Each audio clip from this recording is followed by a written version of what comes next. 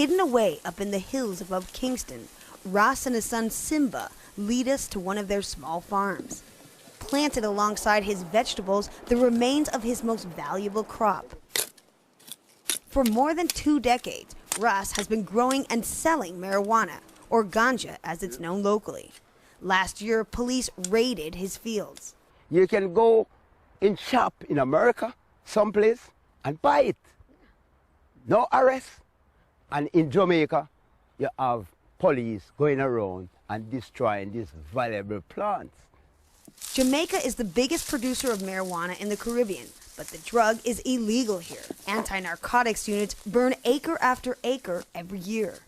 But as more and more states in the U.S. decriminalize, lawmakers and business leaders here say it's only a matter of time until Jamaica follows their lead. It has more than opened the door. It has opened the door for us to be considering decriminalization for the first time in our history of our parliament. Raymond Price says the race is on in the Caribbean.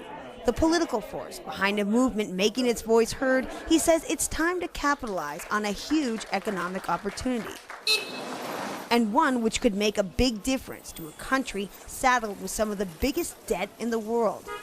And many agree with him. Most Jamaicans support the use of medical marijuana and stopping the criminalization of those caught with a tiny amount.